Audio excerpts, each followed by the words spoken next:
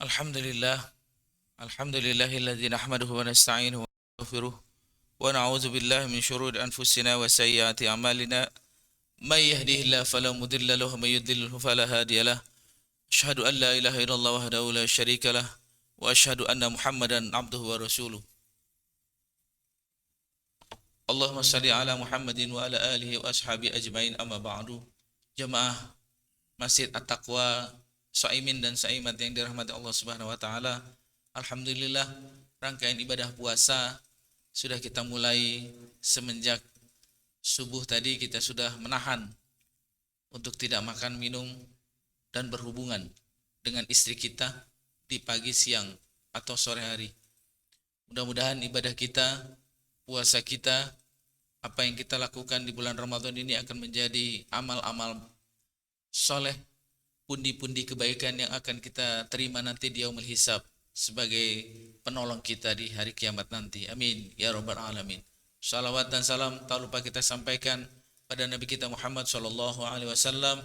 Semoga kita yang mengaku umatnya, yang ingin mencintainya, yang kelak akan minta pertolongan dengan izin Allah memberikan syafaatnya, semoga Allah Subhanahu wa taala menguatkan iman Islam kita agar tetap istiqomah berpegang kepada sunnah Rasulullah sallallahu alaihi wasallam. Ketika ada sahabat bertanya, "Ya Rasulullah, mata sa'ah, kapan kiamat itu?" Rasul tanya sama orang yang nanya lagi, "Emang kamu udah siap apa dengan puasa? Dengan amal ibadahmu untuk bicara tentang kiamat?" Saya enggak punya puasa yang bagus, saya enggak punya sholat yang rajin, saya enggak punya ibadah-ibadah seperti engkau.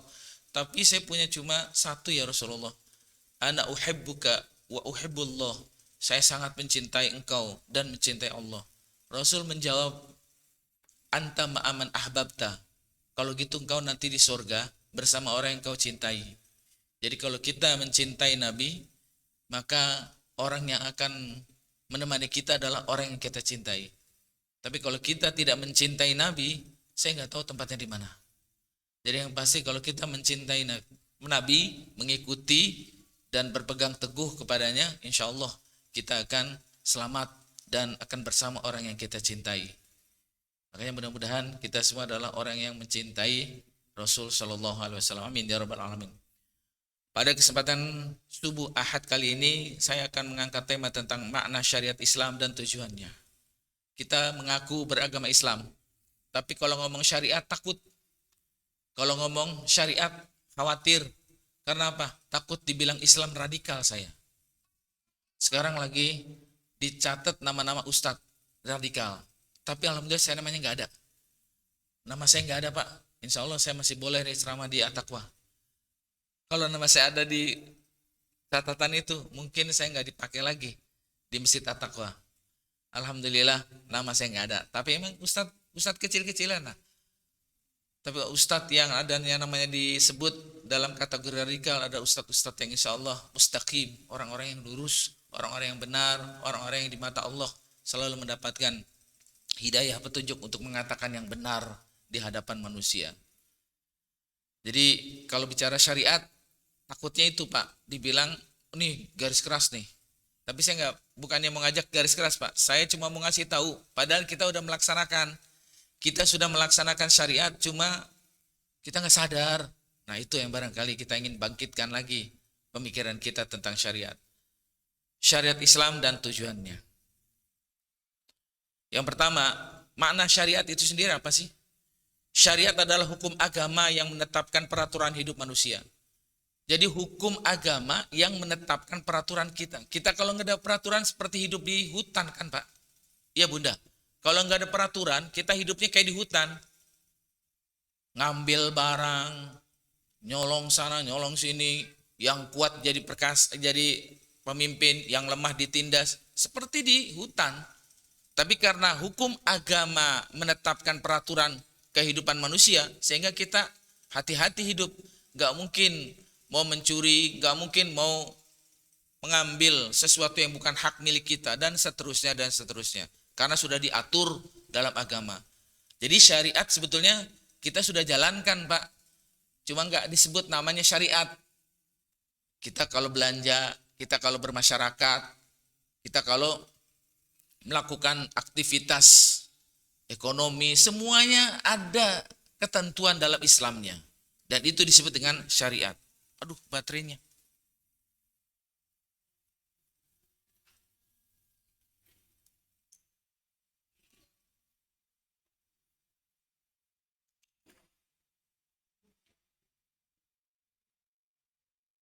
Enggak terisi saya.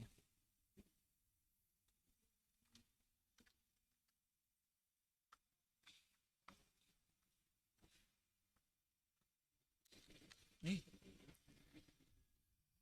Maaf. Baik. Terima kasih. Jadi syariat itu adalah hukum agama yang mengatur manusia. Kita beragama Islam, ada aturannya.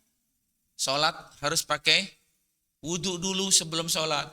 Sholat harus menutup aurat. Pergi haji, umroh itu ataupun tawaf, ada aturannya. Kalau muternya ke kiri mungkin salah, muternya ke kanan. Kan seperti itu, ada aturannya. Dan itu semua sudah diatur dalam syariat agama kita. Kemudian makna syariat Islam. Kemudian ditambahin lagi sekarang syariatnya syariat apa? Syariat Islam. Kata Imam Al-Qurtubi dalam Al-Jami'u lil Ahkamil Quran, halaman 19 nomor 154 atau halaman 154 ini. Dikatakan bahwa agama Allah yang disyariatkan kepada hamba-hambanya, itulah yang disebut dengan syariat Islam. Agama yang Allah syariatkan kepada hamba-hambanya. Seperti Islam disyariatkan kepada Nabi Muhammad. Kemudian Nabi Ibrahim disyariatkan agamanya Hanif dan seterusnya. Jadi itulah syariat-syariat yang dibawa oleh para nabi yang Allah utus. Sedangkan Ibnu Taimiyah mengatakan bahwa yang disebut dengan syariat Islam mentaati Allah, mentaati Rasul dan para pemimpin dari kalangan kita. Majmu'ul Fatawa 19/309. Jadi mentaati Allah, mentaati Rasulnya dan para pemimpin yang ada di kalangan kita. Inilah yang disebut dengan syariat Islam. Dan mudah-mudahan kita semua sudah melaksanakan, mengamalkan dan juga bisa berpegang teguh kepada syariat itu. Allah Subhanahu wa taala berfirman di dalam Al-Qur'an surat Al-Jasiyah. A'udzubillahi minasyaitonirrajim. Summa ja'alnaka 'ala syari'atin minal amri fattabi'ha. Kemudian Allah menjadikan kamu berada di atas suatu syariat atau peraturan dalam urusan agama. Jadi syariat itu ada dalam Al-Quran, Pak, yang Allah tetapkan di atas kehidupan manusia agar manusia itu berperadaban dengan baik. Kalau nggak ada syariat, maka manusia akan melenceng kehidupannya. Terutama syariat agama kita, yaitu agama Islam. Ini pengertian syariat secara umum dan secara agama Islam. Dalilnya, nah ini yang tadi saya baca. Tsumma ja'alnaka 'ala syari'atin minal amri fattabi'ha wa la tattabi'il hawa alladzina la ya'lamun.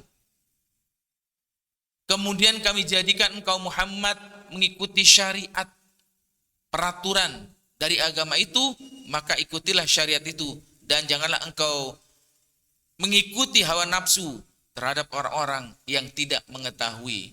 Jadi kita dilandasi dengan syariat yang dibawa oleh Nabi kita Muhammad sallallahu alaihi wasallam, yaitu Al-Qur'an dan hadis. Al-Qur'an dan hadis adalah undang-undang syariat kita. Kalau bernegara ada undang-undangnya.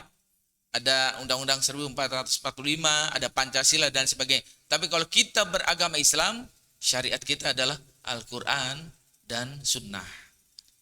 Surat Al-Jasiyah ayat ke-10, ayat 18. Nah, sumbernya, Pak, sumber syariat Islam, sumber agama Islam itu ada 4. Walaupun yang 2 di bawah ini, 3 dan 4, ada yang barangkali tidak pakai. Bukan 3 dan 4. Yang keempat, yang ketiga itu tetap dipakai ini. Sumber hukum yang pertama adalah Al-Quran. Yang kita baca setiap, kalau mau Ramadan tuh orang berlomba-lomba membaca Al-Quran. Itu yang pertama, sumber hukum kita, Al-Quran. Jadi Al-Quran yang terdiri dari 30 juz, 114 surat, kemudian jumlah ayatnya 6.236 ayat menurut satu versi, dan seterusnya. Ini semua adalah sumber hukum Islam yang pertama. Jadi kalau ada ketetapan hukum, yang pertama yang diambil dari Al-Quran. Kalau tidak ditemukan Al-Quran, maka syariat yang kedua kita adalah hadis. Bahkan hadis ini akan menjelaskan, memperinci apa yang terkandung di dalam Al-Quran. Makanya ada seorang ulama, Ibnul Qayyim Al-Jauzi, mengatakan bahwa fungsi sumber hukum yang kedua adalah sunnah. Ada 3 fungsinya. Yang pertama, sama-sama menentukan hukum. Al-Quran bilang sholat itu wajib. Hadis juga mengatakan demikian. Sama-sama menentukan hukum. Kemudian yang kedua, fungsi sunnah itu adalah menjelaskan hukum. Dalam Al-Quran Bapak perintahnya hanya sholat kan? Aqimus sholah, dirikan sholat. Di Al-Quran gak diceritakan ruku. Gak ada ruku, gak ada sujud, gak ada itidal, gak ada salam. Rukunya seperti apa gak dikasih tahu dalam Al-Quran. Cuma disebut rukulah kamu, sujudlah kamu. Tapi bagaimana ruku gak ada. Nah, Rasulullah menjelaskan di dalam sunnah. Jadi sumber hukum yang kedua adalah sunnah, menjelaskan Al-Quran. Kalau yang pertama tadi sama-sama menetapkan hukum. Yang kedua menjelaskan lagi, merinci hukum yang ada di Al-Quran. Puasa Ramadan. Ayatnya tentang, hai orang-orang beriman, diwajibkan kamu berpuasa. Puasanya kapan? Puasanya bagaimana? Puasanya dijelaskan dalam Al-Quran, dalam hadis. Dari terbit matahari sampai tenggelam matahari. Itu adanya di hadis. Haji cuma disebut wa atimul hajja wal umrah. Pergilah kamu untuk melaksanakan haji, sempurnakan hajimu dan umrah. Bagaimana hajinya? Ada di hadis. Ini yang disebut merinci. Sunnah itu fungsi yang kedua adalah merinci.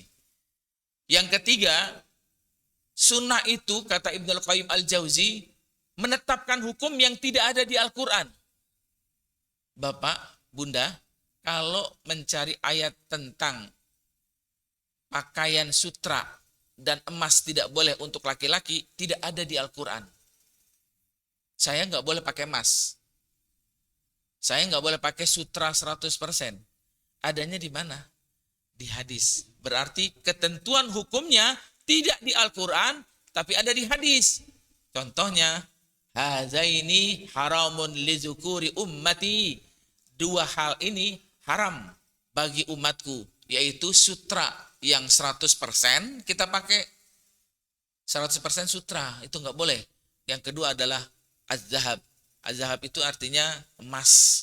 Emas nggak boleh dipakai di badan kita bagi laki-laki, tapi halal buat para perempuan.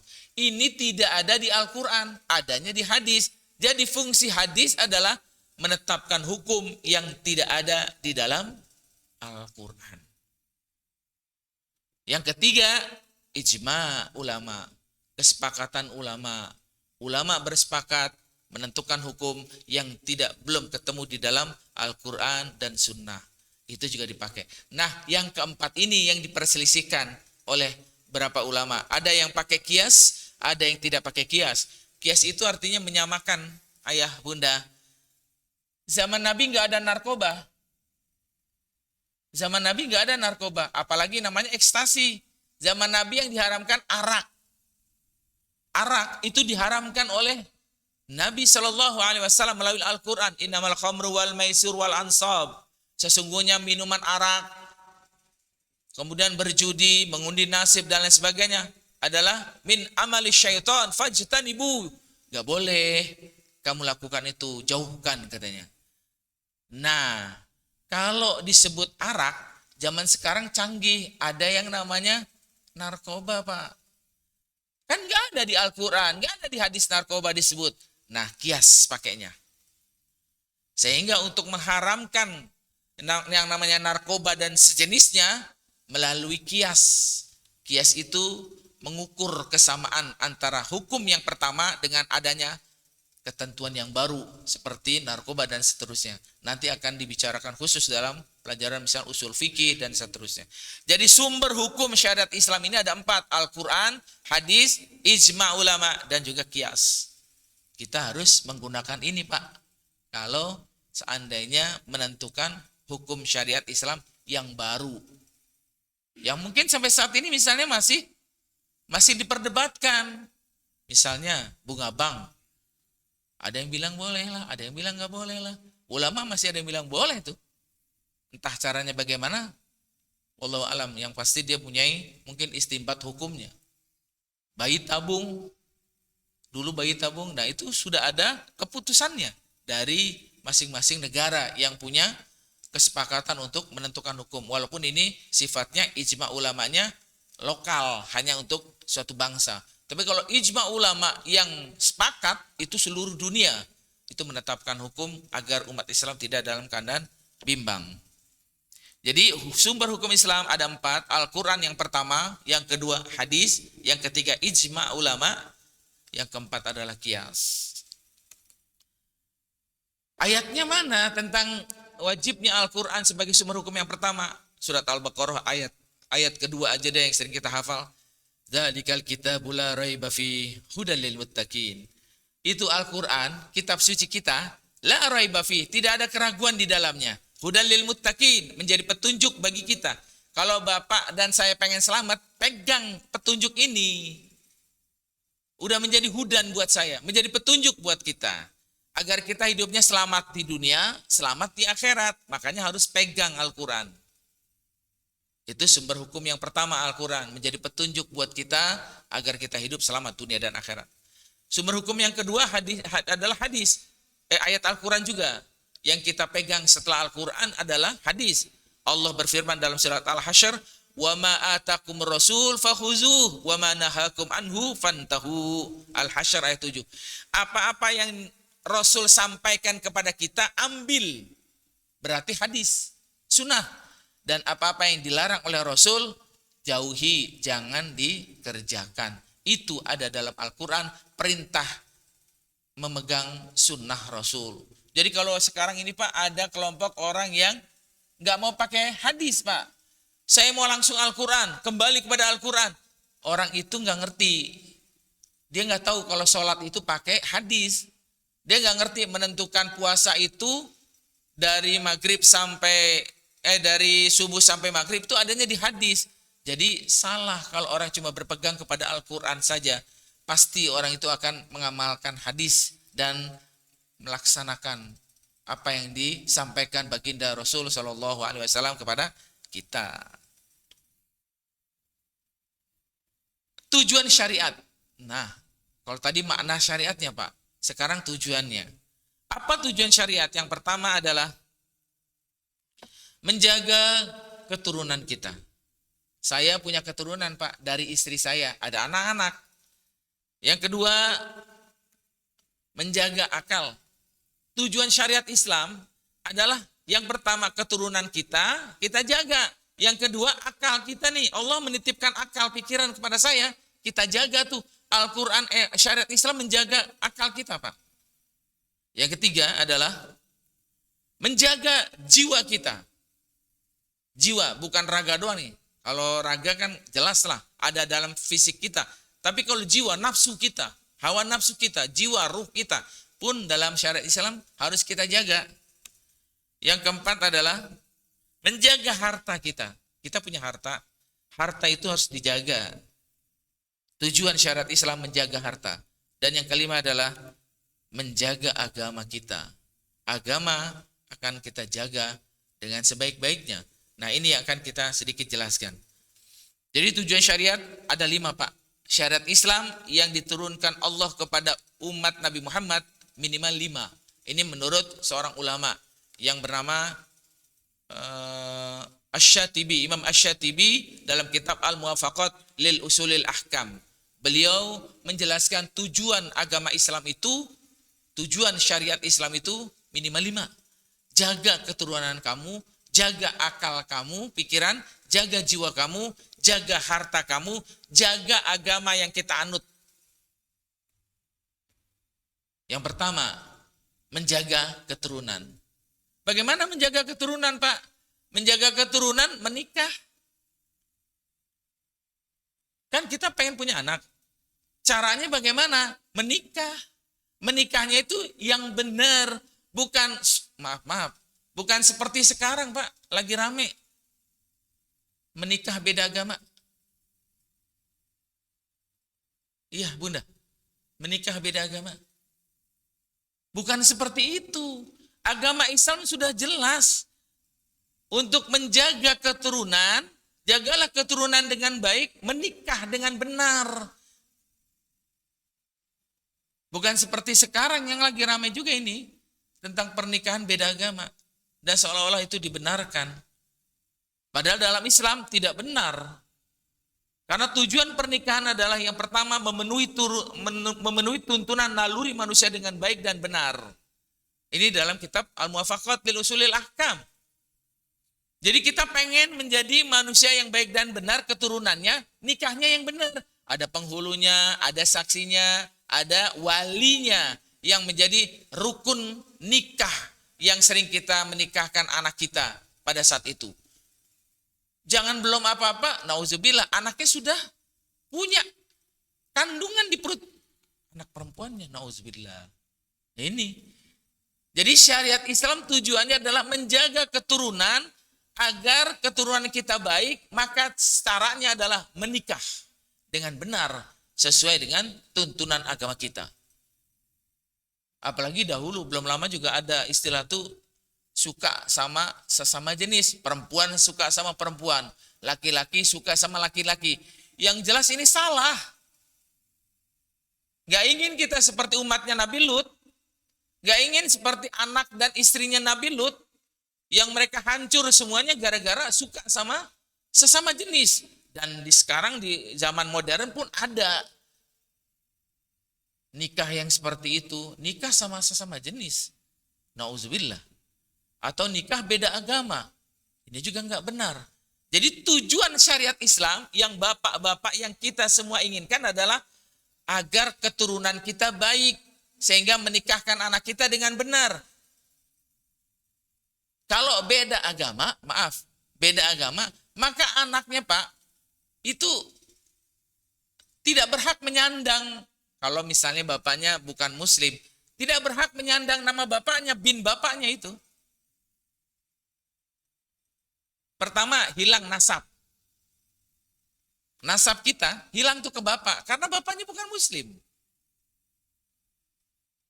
Yang kedua, hilang waris. Warisnya nggak bisa Pak, bapaknya misalnya pejabat atau orang banyak hartanya, begitu meninggal anaknya nggak bisa mewariskan. Itu Pak, kalau beda agama. Yang ketiga, tidak bisa mewalikan kalau anaknya perempuan, bapaknya beda agama. Ketika mau menikahkan anaknya yang perempuan tadi, bapaknya jadi wali, tidak sah.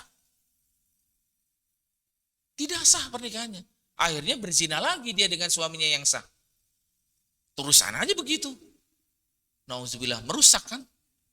Nah ini yang barangkali tujuan syariat Islam yang pertama yang ada di masyarakat kita adalah pernikahan kan Pak. Kita pengen punya keturunan yang baik, kita pengen menyalurkan nafsu manusia kita dengan baik dan benar kepada pasangan kita, menikah sesuai tuntunan syariat agama kita dan juga agama negara kita. Yang kedua, kan yang B memperoleh keturunan yang baik. Kalau menikahnya dengan benar, maka keturunan kita benar. Berhak kita menyandang nama bapak kita. Bin bapak kita. Yang ketiga, menghindari dari perbuatan zina dan homoseksual. Jelas, yang pernikahan beda agama tidak benar. Yang menikah sama sesama jenis juga tidak benar dalam pandangan syariat agama Islam. Yang kedua, tujuan daripada agama kita adalah menjaga akal. Menjauhi narkoba dan sejenisnya yang merusak akal kita. Narkoba dan sejenisnya itu yang merusak akal manusia. Karena manusia diberikan akal oleh Allah Subhanahu wa taala mempunyai fungsi. Apa fungsinya? Yang pertama, membedakan manusia dengan makhluk lain. Saya dengan ayam beda, Pak. Sama-sama makhluk Allah. Cuma kan beda, jelas bedanya ayam nggak punya akal, saya punya akal. Sama-sama makan ayam itu sama saya. Sama-sama menyalurkan nafsu birahi. Ayam sama yang perempuan, jantan dan betina kan dia juga pengen menyalurkan birahi. Kita juga sama. Yang membedakan cuma akal kan. Yang membedakan saya dengan ayam akal. Udah itu aja. Makanya membedakan fungsi akal itu kita bedakan. Akal manusia dengan binatang.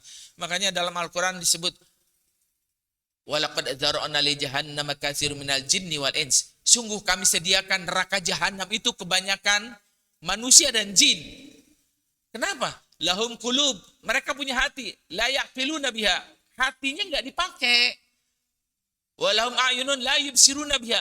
Dia punya mata manusia tapi enggak digunakan matanya. Kemudian dia punya telinga, yasmaun, tapi tidak dipakai untuk mendengar ayat-ayat Allah. Ulaika kal an'am, mereka itu seperti binatang. Al-Quran menyebutnya kita udah seperti binatang. Kalau tidak menggunakan hati, mata, dan telinga dengan sebaik-baiknya. Makanya fungsi akal kita adalah bagaimana supaya mata, telinga, dan juga hati kita dijadikan sebagai fungsinya manusia. Jangan dirusak. Karena fungsi akal adalah membedakan manusia dengan binatang. Itu, Pak. Padahal neraka jahanam isinya adalah kebanyakan manusia katanya. Tapi manusia yang bagaimana? Manusia yang tidak menggunakan akal pikirannya dengan sebaik-baiknya. Dulu Pak, sebelum ada manusia, sebelum adanya manusia, Allah menciptakan akal lebih dahulu dengan nafsu. Akal sama nafsu ini bertentangan. Allah bilang ketika akal dipanggil, wahai akal, siapa aku? Kata Allah. Allah itu nanya sama akal, siapa aku? Akal pinter Pak, karena dia diasah untuk berpikir kan. Kita kan dulu nggak bisa baca, karena diatur, karena diajar, karena diasuh, diasih. Akhirnya akal kita ngerti. 1, 2, angka itu kita ikuti dan pinter kita. Bisa baca, karena akal kita. Lalu akal ini ngomong di hadapan Allah. Siapa aku? Kata Allah. Akal bilang, anta rabbi wa ana abdi. Kan jawabannya benar. Allah bilang siapa aku? Akal bilang engkau Tuhanku dan aku adalah hambamu, kata akal. Akal benar jawabannya. Masuklah kau ke dalam kebahagiaan di surga. Satu lagi dipanggil Pak. Ayah bunda. Yang dipanggil yang kedua setelah akal, hawa nafsu kita. Yang ada di hati nih, di dada kita, di dalam nih. Wahai nafsu. Man ana, siapa saya? Nafsu ngomong, anta wa anta, ana, engkau, aku nggak kenal. Tuh nafsu Pak. Disiksa ribuan jutaan tahun. Habis Pak dipukul, dibakar. Nafsu ditanya lagi setelah 1000 tahun disiksa. Hai nafsu, man ana, siapa saya? Nafsu masih ngomong lagi gitu Pak. Saya, Anda, saya nggak kenal Anda. Siksa dia. Siksaan yang kedua, dikasih kelaparan, tidak bisa makan. Nafsu itu dikasih siksaannya bukan siksaan pukulan, dibakar atau bukan Pak. Tapi dikasih supaya nafsu itu tidak bisa merasakan sesuatu yang bisa mengenyangkan dia. Baru 1 hari, nafsu mengatakan kalah. Ya Tuhan, panggil aku sekarang, aku kenal engkau. Nafsu dipanggil lagi itu. Baru 1 hari Pak, ditanya, siapa aku? Kata Allah. Anta rabbi wa ana abdi. Engkau Tuhanku kalau gitu. Aku adalah hambamu. Kenapa nafsu gak kuat makan? Karena itu manusia diciptakan selalu ingin mikirin perut yang ada di badan kita. Nafsu itu ngajakin kita makan. Nafsu itu gak kuat kalau gak makan Pak. Gak kuat kalau gak minum. Jadi yang membuat kita puasa di hari ini, karena kita belajar mengekang hawa nafsu kita, mengendalikan, bukan mematiin nafsu, enggak, matiin nafsu enggak mungkin.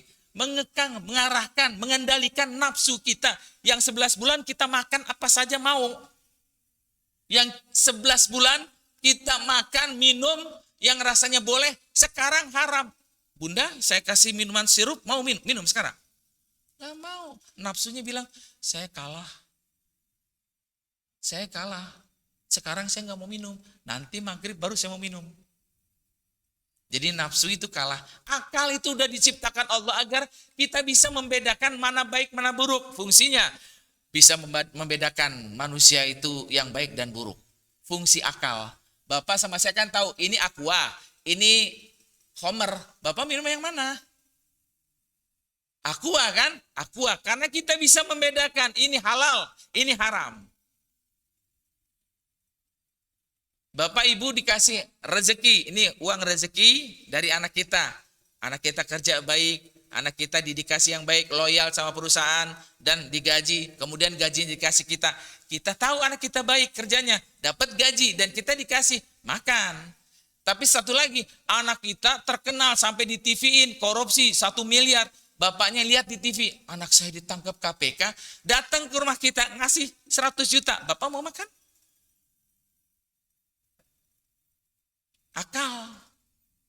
Akal kan? Mau makan mikir sih, mikir kita kan, ya anak saya ditangkap tuh sama KPK, terbukti. Akal kita mikir, iya ya, ini duit haram katanya. Makanya jangan dirusak akal kita. Dengan apa? Narkoba, Pak. Dan fungsi akal yang gak kalah pentingnya adalah Bapak dan saya suka memikirkan kekuasaan Allah. Kadang-kadang kita berpikir gitu, memikirkan ciptaan Allah yang luar biasa, yang gak masuk akal, Pak. Pernah gak ngelihat ada orang puluhan tahun dikubur, jasadnya diangkat utuh? Mendengar atau melihat? Nah, kita ada di televisi, sudah 70 tahun, jasadnya dipindahin, itu kain kafannya gak hilang, Pak. Masih begitu juga. Kita mikir, subhanallah, ciptaan Allah diperlihatkan sama saya. Orang ini selamat dari siksa kubur. Bisa ya, kuburan 70 tahun, itu gak rusak kain kafannya, Bunda. Kenapa? Allah kasih lihat ciptaannya. Nih, ciptaan yang aku ingin berikan pelajaran buat manusia. Kalau dia dikubur, tidak kena siksa azab kubur. Ciptaannya, Pak. Padahal kita seminggu aja meninggal, bau jasad kita. Allah kasih akal kita untuk berpikir. Memikirkan ciptaan-ciptaan Allah yang luar biasa. Yang kadang-kadang tidak bisa dipikirkan oleh akal kita manusia. Dan itu jangan dirusak. Itulah fungsi akal. Membedakan manusia dengan binatang. Membedakan baik dan buruk. Kita tahu baik ini baik, ini buruk. Kita bisa bedakan dengan akal. Dan kita bisa memikirkan kebesaran Allah di saat kita takjub dengan ciptaan Allah yang subhanallah luar biasa. Itulah menjaga akal, Pak. Jangan sampai akal kita rusak. Yang ketiga fungsi syariat Islam atau syariat Islam ada di tengah-tengah kita adalah tujuannya untuk menjaga jiwa kita. Pengendalian nafsu. Nah, sekarang inilah ayah bunda sedang mengendalikan nafsu kita dengan cara berpuasa.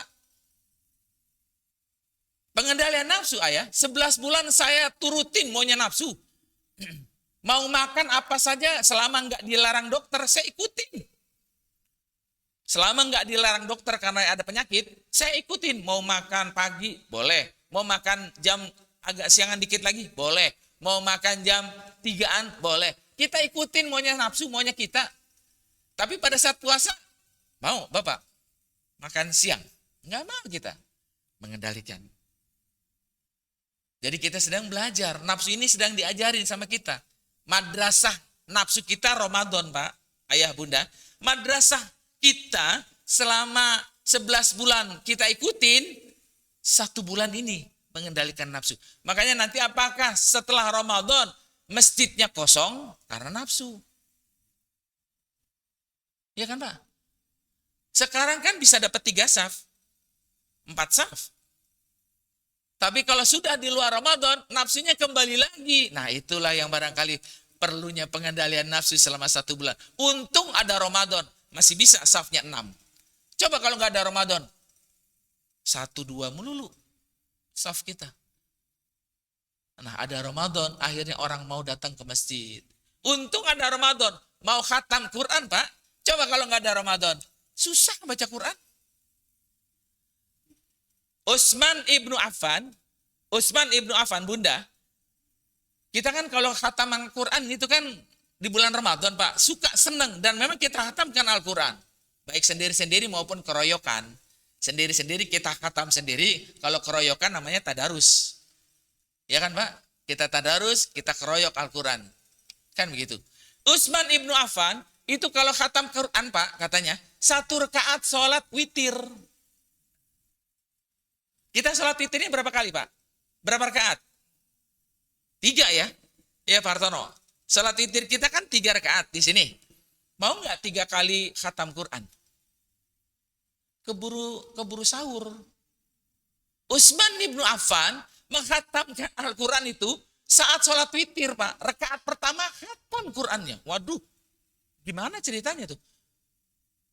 Lah kalau sholat witirnya 3 kali khatam. Kalau sholat witirnya 5 kali khatam. Witir itu kan bilangan ganjil. Sholatlah witir walaupun 1 rakaat. Atau 3, atau 5, atau 7, atau 9. Itu kan witir. Lah kalau 5 kali rakaat sholat witir, Utsman ibnu Affan itu 5 kali khatam Pak.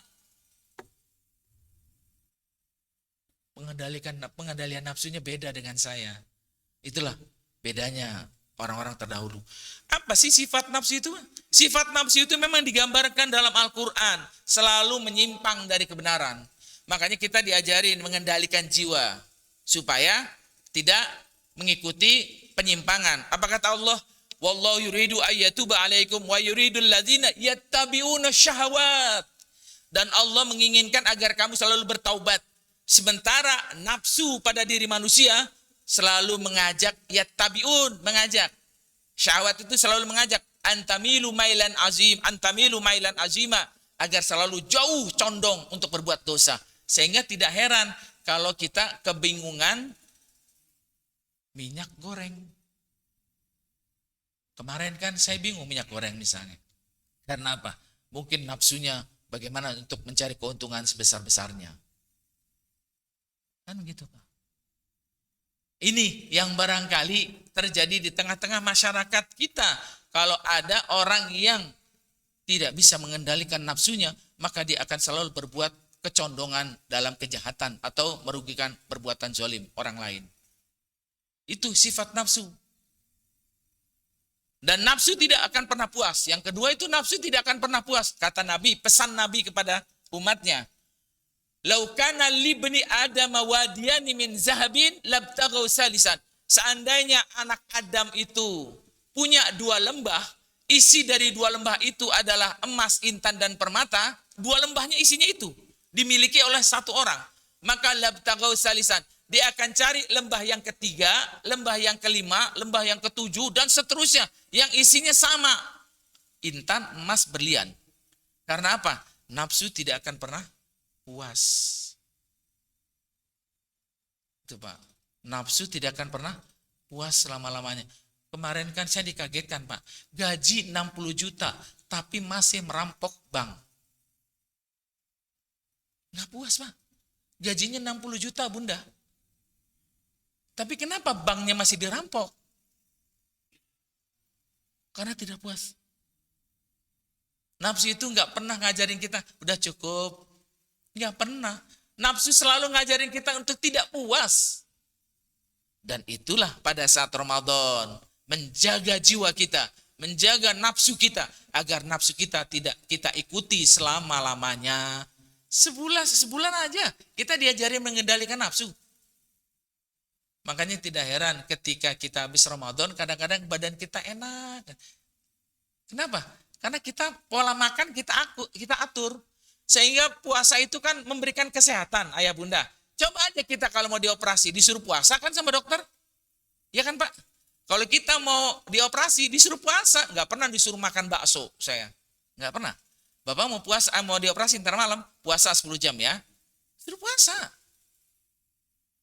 Untuk apa? Untuk mengatur pola makan kita itu dengan baik. Sehingga setelah Ramadan, badan kita enak, ditimbang enak, tensi darah turun, asam urat nggak ada, kurang misalnya Pak. Tapi nanti pasca lebaran, seminggu 2 minggu, udah mulai naik lagi Pak. Karena memang nafsu lagi tuh, mau makan lagi, minum lagi, kadang-kadang dilanggar, kadang-kadang masih dilanggar. Ini polanya pengendalian nafsu kita. Saya bisa ngomong gini, padahal prakteknya begitu juga Bunda.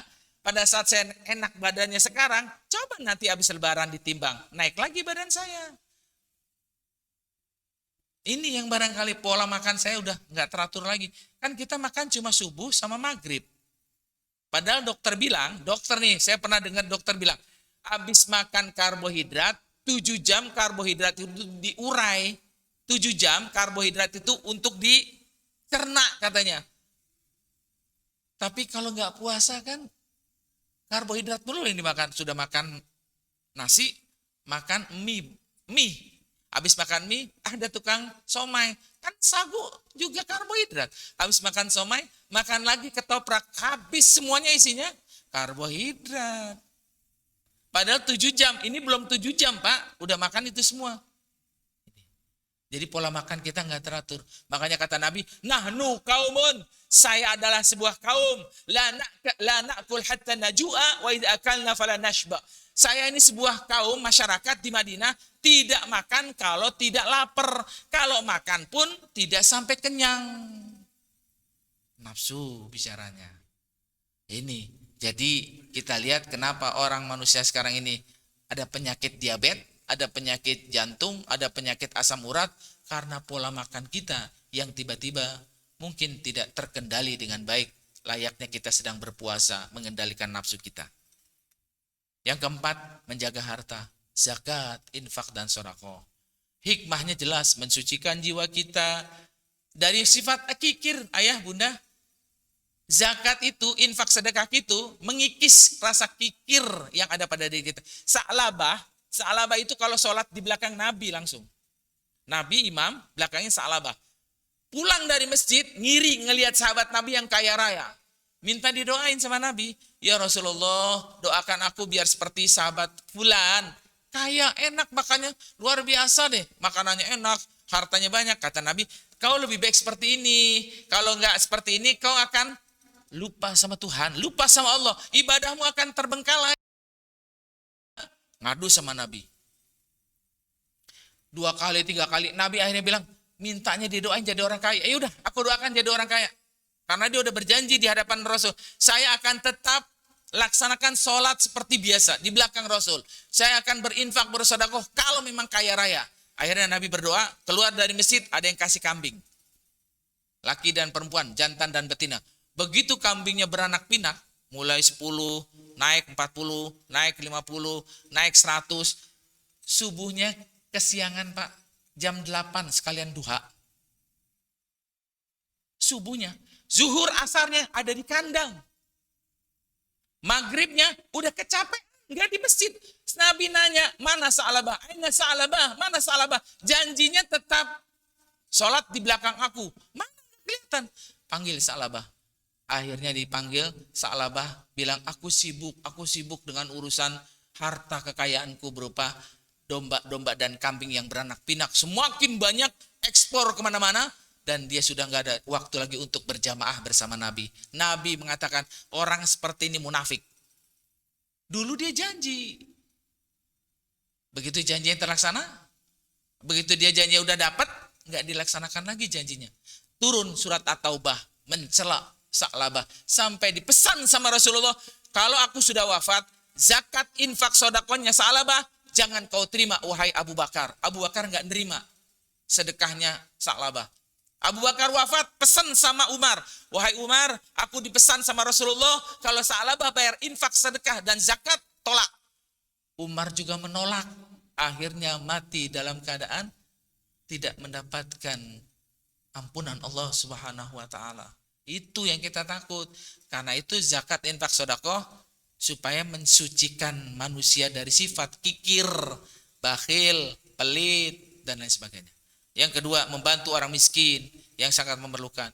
Sering kan ayah bunda mendengar ara'aitalladzi yukadzibu biddin. Ayat keduanya, fadzalikal ladzi yad'ul yatim wala yahuddu ala ta'amil miskin. Ini ayat sering di telinga saya ngedengerin. Tapi ketika pelaksanaannya tidak dilakukan, maka kita tidak bisa membantu fakir miskin dan anak yatim yang membutuhkan bantuan. Kita dianggap tidak beragama Islam. Itu surat Al-Ma'un ayat 1, 2, dan 3. Sebagai rasa syukur, agar kita bersyukur dikasih rizki, maka kita berinfak. Ini cara menjaga harta, supaya harta kita ini tidak menjadi, Bapak baca surat Al-Lumazah itu.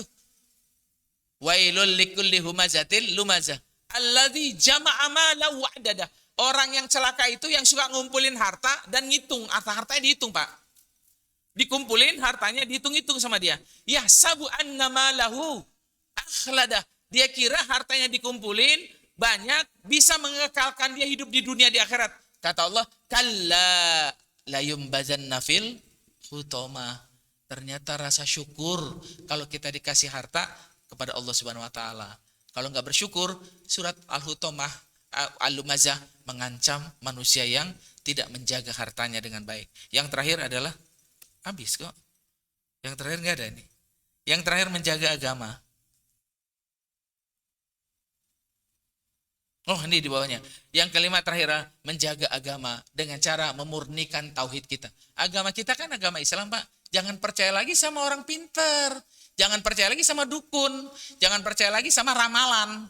Kalau kita sudah beragama Islam, hanifan wa ma ana minal musyrikin. Saya agama yang lurus dan tidak akan mensekutukan Allah dengan yang lain. Allah berfirman dalam hadis qudsinya, Nabi bersabda dalam hadisnya, dosa yang paling besar adalah antaj'alallaha nidaan wa huwa khalaqaka. Kau jadikan Allah Tuhan, tapi kau jadikan sandingan ataupun tandingan Allah sebagai Tuhan yang lain. Jadi kita pergi ke dukun, minta sama dukun, sama aja kita nggak menjaga agama kita untuk bertauhid yang lurus. Inilah fungsi syariat Islam, agama yang kita bawa. Ternyata dalam kehidupan sehari-hari kita pakai, menikahkan anak, menjaga akal, harta kita jaga dengan baik, dan seterusnya. Semuanya ini sudah diatur dalam syariat Islam. Ini yang bisa saya sampaikan, ayah bunda. Mudah-mudahan fikih dakwah atau berkaitan dengan fikih juga di sini kita bisa amalkan dalam kehidupan kita sehari-hari. Kalau ada yang tanya, alhamdulillah. Kalau ada yang tanya, monggo. Kalau tidak ada yang bertanya, karena lagi puasa, saya paham. Ada yang mau tanya, ayah bunda? Oh, ada bunda. Baik bunda.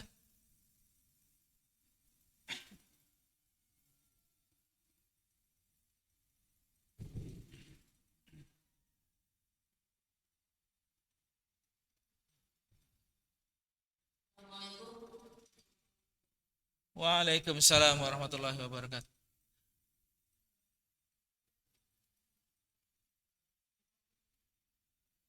Enggak dengar bunda, bisa kerasan.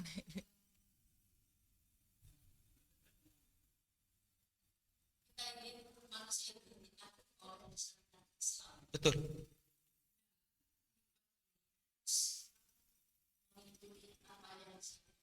Ya.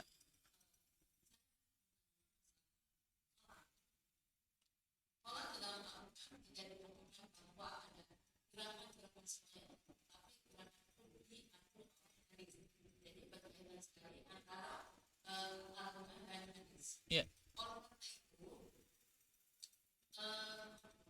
Mungkin kalau di dalam ini jelas orang Kristen tahu sudah pada bisa sholat itu, tapi antara benar dan tidaknya mungkin ada muda yang masih belum paham masalah gerakan sholat. Karena kan saya mendengar bahwa kata Nabi sholat tanpa kalian sebagaimana kau mengerjakan sholat. Maka dari itu, bagaimana kalau orang yang melakukan sholat itu tidak sesuai dengan apa yang tertera di dalam hadis tersebut? Karena selama ini ya pernah saya melihat orang-orang sholat seperti apa, bagaimana, dan kalau dikasih tahu tidak cukup satu kali, beberapa kali juga masih Diulang lagi. begitu aja. Ya. Dan kalau saya baru usul barangkali kepada yang hakim dan ustaz, bagaimana ada ustaz mencontohkan atau menerangkan tentang gerakan-gerakan sholat tersebut yang sesuai apa yang diberikan oleh hadis tersebut. Terima kasih. Assalamualaikum warahmatullahi wabarakatuh. Waalaikumsalam warahmatullahi wabarakatuh. Baik bunda. Memang tujuan syariat Islam ini di antara 5 tadi, ya salah satunya adalah kita bisa menjaga agama kita. Agama kita ini memerintahkan salah satunya perintah sholat. Dan dalam aplikasi sholat sehari-hari kehidupan kita memang beragam-ragam. Beragam-ragam. Nah, yang Bunda tanyakan ini adalah perbuatan atau ibadah yang sering kita lakukan dan sering kita lihat di tengah-tengah kita. Jadi Bunda, kalau ada orang yang melaksanakan ibadah sholatnya salah, yang pertama nih Bunda, paling tidak memang Bunda sudah benar memberi nasihat, memberitahukan yang benar. Sehingga orang tersebut sudah pernah kita kasih tahu bahwa salah melakukan hal itu. Itu satu Bunda. Dan kita nggak perlu merasa sok tahu, mungkin kita ngasih tahu ini yang benar. Itu kan begitu Bunda. Dan mungkin nggak cukup sekali Bunda. Yang tadi Bunda bilang mungkin 2 kali. Kalau orang itu masih lupa, perlu diingatkan kembali. Namanya sudah terbiasa melakukan kesalahan. Gitu Bunda. Nah, kemudian bagaimana ketika sholat itu tidak mempengaruhi saya dalam kehidupan sehari-hari? Maaf Bunda, Ayah, orang yang melakukan kesalahan, katakanlah yang ditangkap deh sama polisi aparat, apakah dia nggak pernah sholat? Pasti pernah, minimal sholat Jumat atau sholat Idul Fitri, sholat juga kan? Kenapa dia ditangkap? Kan dia pernah sholat. Padahal Bunda tadi bilang shollu kama ra'aitumuni usolli. Sholatlah kamu seperti aku sholat. Di ayat Qur'annya mengatakan lagi, inna sholata tanha anil fahsyai wal munkar. Sholat itu mencegah perbuatan dari yang dosa kan. Dan dia dosa padahal dia sholat itu. Nah, pertanyaan Bunda ini berat untuk dilaksanakan oleh kita. Sungguh sholat yang mencegah dari perbuatan dosa itu yang bagaimana? Ini yang harus kita pelajari lebih dalam. Gak cukup dengan belajar sehari, seminggu, sebulan. Enggak cukup Bunda. Harus tiap hari pun kita perbaiki sholat kita dengan baik. Minimal ada pengajian, ada yang ngajarin kita, ada ustadz yang paham tentang sholat kita yang harus kita benahi. Yang pasti sholat yang kita kerjakan harus memenuhi syarat, rukun, dan ditambah lagi dengan sunnah. Kalau sudah syarat, rukun, dan sunnahnya dengan baik kita kerjakan, itu masalah diterimanya Allah yang tahu Bunda. Tapi minimal mudah-mudahan terpengaruh dengan perbuatan yang dosa tadi kita nggak sampai kerjakan. Kalau rukun, syarat, dan juga sunnahnya. Pernah ada salah seorang sahabat Bunda, ini pertanyaan Bunda dengan cerita ini bisa berkaitan barangkali. Seorang sahabat masuk ke masjid, Nabi sudah selesai sholat, dia sholat sendirian. Begitu selesai sholat, dia menghampiri Nabi. Dia bertanya, ya Rasulullah, saya sudah sholat. Nabi bilang, belum, Anda belum sholat. Sholat ulangi. Sholat lagi. Sudah 2 kali, begitu lagi. Yang ketiga, begitu lagi. Sampai Nabi bilang, kamu masih belum sholat, sholat lagi. Ya Rasulullah, sudah 3 kali saya sholat. Dan yang ketiga menurut saya, ini yang paling baik menurut saya. Tolong ajarkan saya sholat. Apa kata Nabi Bunda? Yang pertama bukan sholatnya. Iza kumta ila shalah fa asbighil wudu. Wudumu itu benerin. Ada orang sholat dikira benar sholatnya. Wudunya salah, Ayah. Bunda. Wudunya salah. Pernah nggak? Nih maaf Bunda, saya juga susah nih. Pernah nggak kita ngikutin wudunya Nabi? Kalau air itu harus diirup di hidung. Namanya istinsyak. Airnya bukan ditaruh di hidung, tapi diirup sama hidung kita. Dibuang, istinsar namanya. Nabi kalau wudhu itu begitu. Disedot, dibuang, sedot, dibuang. Lah kalau kita wudhunya? Nggak sanggup saya Bunda tuh. Itu dalam bab fikih dijelaskan. Wudhunya kamu yang sempurna adalah airnya diistinsyak, airnya diistinsar. Diistinsak dimasukin, diistinsar dibuang. Lihat Ustadz Adi Hidayat waktu menerangkan wudhu. Bagaimana wudhu kita? Malu saya. Nggak bisa wudhu yang benar. Muka, sekedar muka. Kuping kanan kiri kena nggak? Tangan sekedar tangan, sampai nggak ke siku. Pernah nggak digosok-gosok? Ini matmadoh, bukan matmadoh itu berkumur. Ini yang namanya apa? Menyelak dari bahasa fikihnya apa saya lupa ini. Ini pernah nggak kita digini-giniin? Nabi itu setiap ujung jarinya dimasukin air, Bunda. Sampai ke kaki. Kita ketinggalan kereta kayaknya kalau begini-begini, Bunda. Mau naik pesawat, mau naik kereta. Pantas nggak kalau sholat kita belum mencapai kesempurnaan pada saat sholat? Karena wudhunya. Pengaruh sholat itu belum ada pada saya pribadi, Bunda. Belum. Nabi sampai bilang, fasbiqil wudhu. Wudhumu itu benerin. Nabi taunya dari mana sih? Malaikat, Bunda, ayah. Nabi tahu kalau sholat ini nggak benar karena wudhunya kecipik-kecipik. Kalau orang Betawi bilang, Pak. Benerin wudhumu. Baru kalau udah wudhunya benar, kau menghadap kiblat dengan benar, hadirkan hatimu katanya. Ini Ibnu Mulkin lagi mengatakan seorang ulama, ketika kamu sholat, hadapi Allah seolah-olah ada di hadapanmu, khusyukkan hatimu, dan pahami bacaan-bacaan sholat. Pernah nggak kita mengartikan Bismillahirrahmanirrahim? Di hati ngomong, dengan nama Allah yang maha pengasih, lagi maha penyayang.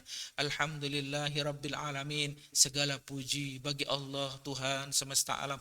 Di makna itu bacaan Fatihahnya. Kita kan bacanya Bismillahirrahmanirrahim, Alhamdulillahirabbil alamin, Arrahmanirrahim. Imamnya diprotes kan?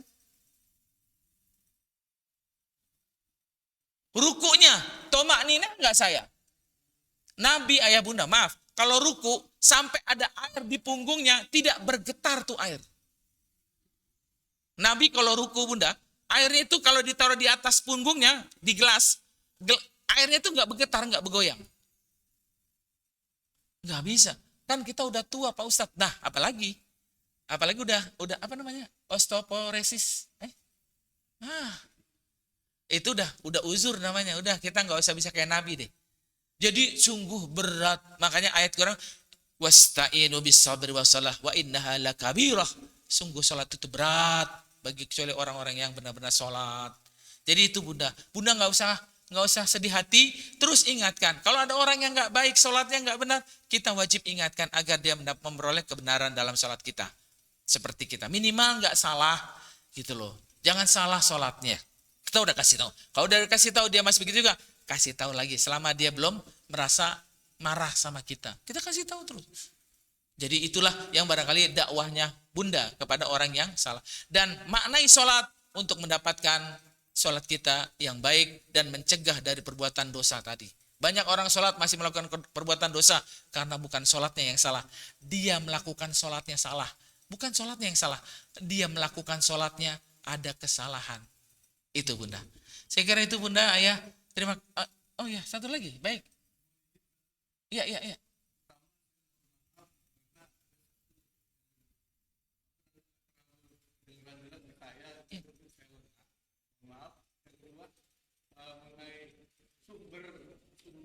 Hukum? Hah? Al-Quran? Hadis?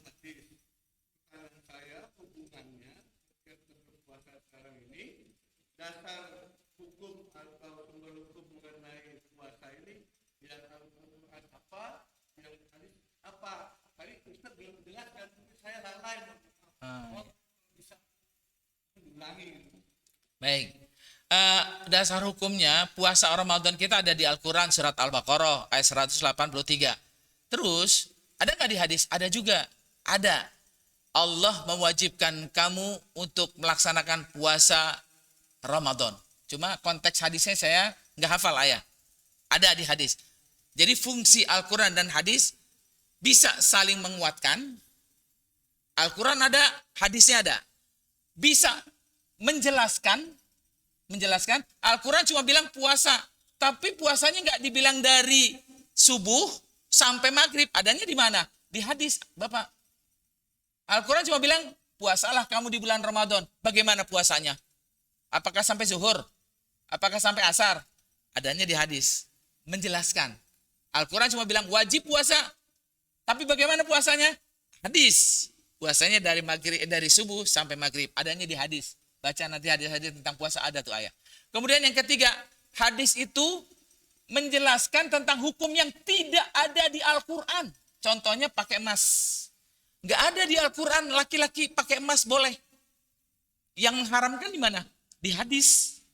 Kita nggak boleh pakai emas. Nah ternyata hadis dan Al-Quran saling Pertama, menguatkan, saling menjelaskan, dijelaskan oleh hadis, dan menetapkan hukum juga ada di dalam hadis, karena di Al-Quran tidak terdapat hukumnya.